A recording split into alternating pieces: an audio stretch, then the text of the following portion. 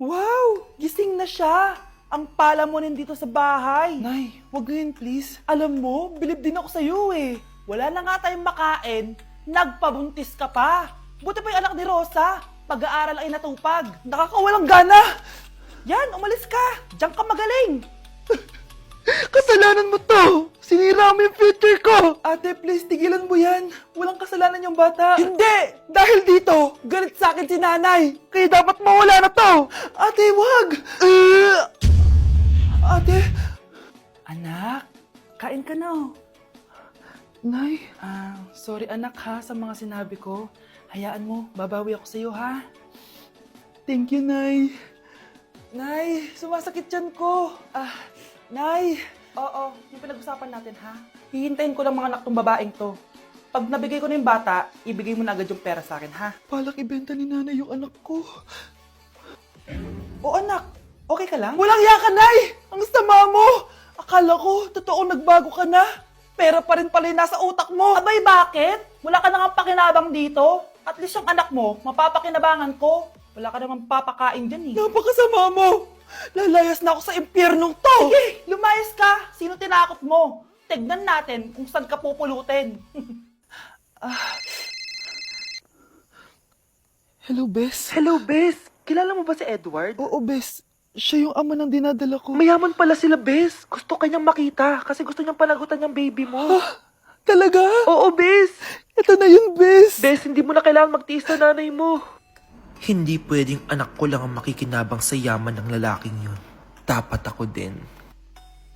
Anak, magpagaling ka lang ha. Nay, ayoko na dito sa ospital. Ang daming may sakit. Kailangan mo nang gumaling, Scarlett. Para makapag-date na tayo ulit. Oo, babe. Magpapagaling ako. Hello. Kamusta na po siya? Doc. Okay naman po siya. Pwede na po ba kami lumabas ng hospital? May bad news ako sa inyo. Nay, bad news daw. Hindi naging maganda yung mga resulta ni Scarlett. 3 araw na lang siyang mabubuhay. Hindi pwede! Ayoko! Ha? Mamamatay na ako! Huwag mo sabihin yun, Scarlett. Magpapakasal pa tayo, di ba? Magkakaanak pa tayo, di ba? Hindi ka mamamatay, anak. Gagawan ko ng paraan. Hindi pwede mamatay anak ko. Hindi pwede mamatay anak ko. Tita, una na po muna ako. Gabi na rin po eh. Sige po. Wala na akong choice. Kailangan kong gawin to. Para sa'yo, anak. O anak, kainin mo muna to para gumaling ka na. Sige po, Nay. Sarap. Kain ka lang, anak, ha? Hello. Kamusta siya? Doc, parang lumakas ako ngayon. Talaga, anak? Malakas ka na? May good news ako sa inyo. Naging okay lahat ng results ni Scarlett. Grabe, parang himala. Pwede na kayong lumabas dito sa ospital. Makakalabas na tayo ng ospital, Nay! Oo, anak! Gagawin ko lahat para sa'yo, anak. Sa wakas, nakauwi na din tayo, Nay. Namiss ko tong bahay natin. At dahil dyan, pagluluto kita na paborito mong ulam, anak, para di ka na magkasakit. Grabe, ang sarap naman neto, Nay. Parang kakaiba yung karne neto, pero ang sarap. Kain ka lang, ha? Teka, Nay. Dumating po ba yung boyfriend ko? Nandito siya, anak. Totoo, Nay? Nasaan siya? Babe! Ayan siya. Kinakain mo.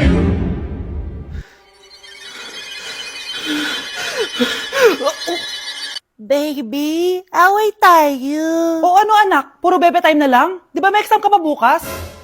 Opo, Nay. Try mo kaya mag-review para di ka puro bagsak. Diyos ko. Sige, Nay. Challenge accepted. Makaka-perfect ako sa exam bukas. Sino nagsabing hindi ko kaya mag-review? Baka Scarlett to. Ba't tumatawag na to? Bakit, Bes? Nag-review ako. May bago akong chika. Importante ba yan? Importante. So, ito na nga. Go, Tess! Spill the tea! Ano nangyari? 1 hour later. Siya. Sige na, te. Mag-review na talaga ako. Storbo. Saan na ba ako? X, Y... Hala, break na sila. Ano nangyari? 1 hour later. Mag-review na nga ako.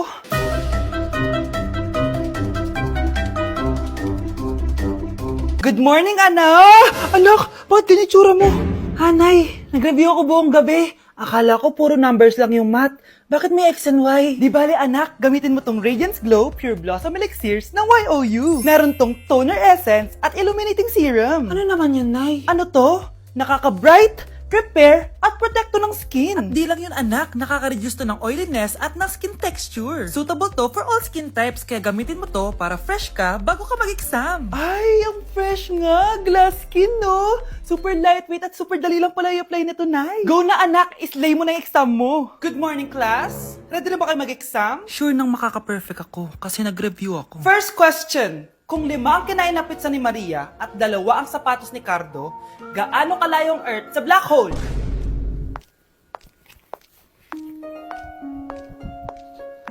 Hindi man lumabas ang mga nireview ko, ang importante, maganda ako. Ang isang 50% po ay mapupunta sa isa niyang anak. Ano? Baka yan yung isa naming anak na nawala? Oo, sa amin na lang yan. Ako! Ako ang isa pang anak ni Ramon. Oh, akala ko ba nawawala yung isang anak ni Ramon? Attorney naman, huwag ka maniwala dyan. May sakit kasi sa utak yan. Wala akong sakit, attorney. Maniwala ka, please. Kailangan ko pa ng sapat na ebidensya para maniwala ako sa'yo. Sige na, babalik na lang ako. Ito na ba yung bagong bahay ng anak ko? Ikaw babae ka? Sinubukan mo pang agawin sa amin ang kayamanan ng tatay mo? Ang sama nyo, tita! Gusto nyo kunin lahat! Well, hindi naman maniniwala sa'yo si attorney dahil wala kang ebidensya. Tao po, attorney po ito. Nandiyan si attorney. Halika dito. Ayan, ikukulong muna kita dito sa bodega hanggat hindi ko pa nakukuha mga kayamanan. Yes, attorney. Hawak ko na ang 100% ng kayamanan ni Ramon. Nandito na ang titulo, papeles at cheque ng mga kayamanan niya. Ay! Salamat, attorney, ha? Scarlett, hindi ko na alam kung ano nangyayari sa nanay ko. Pero huwag ka mag-alala. Ako bahala sa'yo. Kailangan na matigil tong pinagagawa ni nanay. Tao po. Sino ka? Ako po yung nanay ni Scarlett, yung anak din ni Ramon. Totoo ba to? Pinagsasabi mong babae ka? Kami lang ang pamilya ni Ramon. Attorney, huwag ka magpaniwala dyan. Peke yan. Hindi to peke. Pwede mo ipacheck to sa attorney. Kaya ilabas mo na siya. Kinulong po ni nanay si Scarlett sa bodega. Ha? Anak?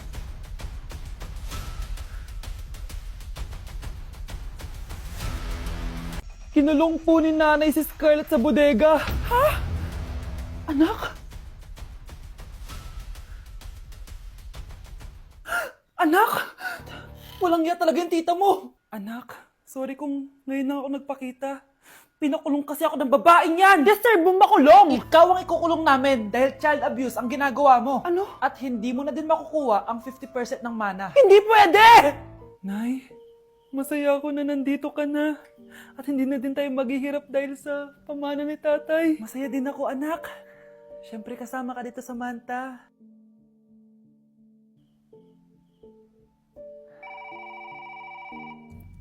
Ano ba? Bakit tawag ka ng tawag, ha?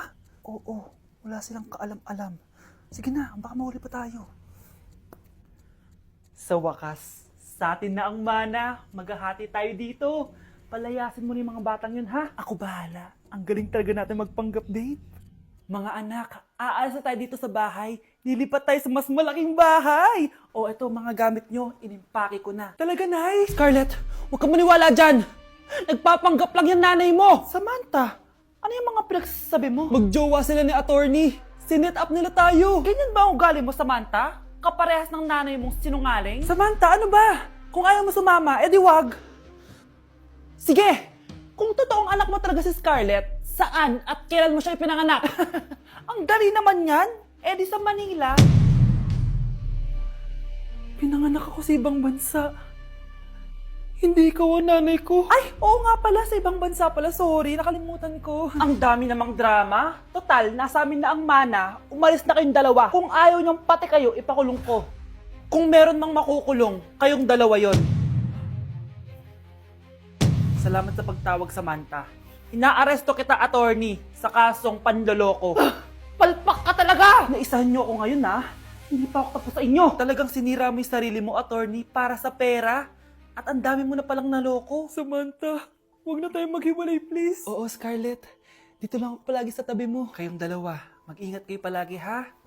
Gamitin nyo na maayos sa pamana ng tatay nyo. Salamat po. Nakikiramay po ako sa pagkawala ng asawa niyo. Masakit para sa amin ang pagkawala niya. Kailan pala namin makukuha yung mga ipapamana niya sa amin? Ipaprocess pa po namin yun, ma'am. I-update na lang po namin kayo. Sige po, attorney. Sakit ng pagkawala niya. Nay, tignan mo, may medal ako. Ano namang paki ko dyan? Di ka ba proud sa akin? Hindi. At wala akong paki sa'yo. Iniwan ka na ng tatay mo, di ba? Kaya pwede ka na umalis dito. Bakit ka ba ganyan sa akin, Nay? Huwag mo nga akong matawag-tawag na nanay dyan. Kadiri. Hindi kita anak. Ang nanay mo, wala na. Malandi kasi. Nay, gutom na ako. Ay, gutom na baby ko. Wait lang, mag-order ako ng steak for you, ha? Yay! Steak, my favorite! Ampun lang pala ako. Nasaan na yung totoo ko, nanay?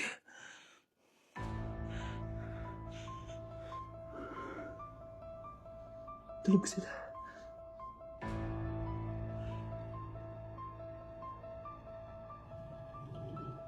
Nasaan na yun? Ito ba si nanay? Sino ito tumatawag na to? Muntik na yun. Attorney? Hello, ma'am. May update na po sa ipapamana ng namatay niyo pong asawa. Sige. Punta ka dito sa bahay. Sa wakas, ito na yung araw na pinakahihintay ko. Hoy, ikaw! Pag dumating dito si attorney, magtago ka. Hindi niya pwede malaman na may isa pang anak ang asawa ko. Sige po. Ma'am, nakuha na po namin yung last will and testament ng asawa niyo. Ang nakasulat po dito ay, ang 50% ng kayamanan niya ay mapupunta po sa inyo. Mali ata yan, attorney. Dapat 100% ang mapupuntang kayamanan niya sa amin. Kami lang ang pamilya niya eh. Bali ma'am, ang nakasulat po kasi dito ay ang isang 50% po ay mapupunta sa isa niyang anak. Ano?